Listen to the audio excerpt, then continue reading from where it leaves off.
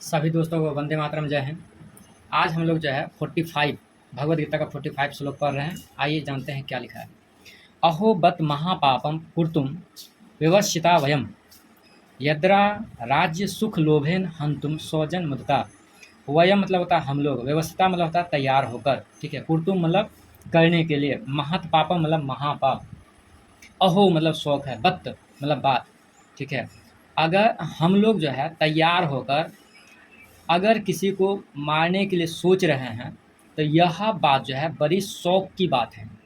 मतलब कि क्या कहते हैं, शौक शौक की बात है, दुख की बात है। और वो भी इसलिए कि हम लोग जो है राज्य के सुख के लोभ के कारण अपने ही जनों को मारने के लिए सोच रहे हैं। तो ये बहुत बड़ा गलत है। आइए तो इसके विषय में देखें क्या लिखा है। हाँ, शौक, हम लोग बुद्धिमान होकर भी महान पाप करने को तैयार हो गए हैं, जो राज्य और सुख के लोभ से स्वजनों को मारने के लिए उद्यत हो गए हैं। हम लोग महान पाप करने को तैयार हो गए हैं। इस वाक्य के साथ अहो और बत इन दोनों अवयव पदों का प्रयोग करने का क्या अभिप्राय है? उत्तर, अहो अवयव यहाँ आश्चर्य का द्योतक है। अहो मतलब आश्चर्य का द्योतक है। और बत पद महान शोक का है। मतलब कि हम लोग तैयार होकर या हम लोग तैयार होकर किसी को मारने के लिए उद्यत हैं, तैयार हैं, तो ये महाशोक का है। वो भी किस कारण से? राज्य के सुखों के लोभ के कारण से।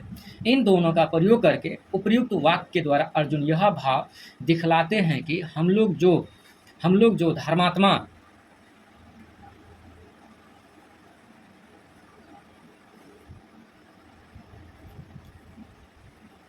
उत्तर में यहो अव्यव यहाँ आश्चर्य का द्योतक है और बत पद महान शोक का है। इन दोनों का प्रयोग करके उपयुक्त वाक्य के द्वारा अर्जुन यह भाव दिखलाते हैं कि हम लोग जो धर्मात्मा और बुद्धिमान माने जाते हैं, जिनके लिए ऐसे पाप कर्म प्रवृत्त होना किसी भी प्रकार की उचित नहीं हो सकता, वे भी ऐसे महान पाप का निश्चय कर चुके हैं। यह अत्यंत ही आश्चर्य और शोक की बात है।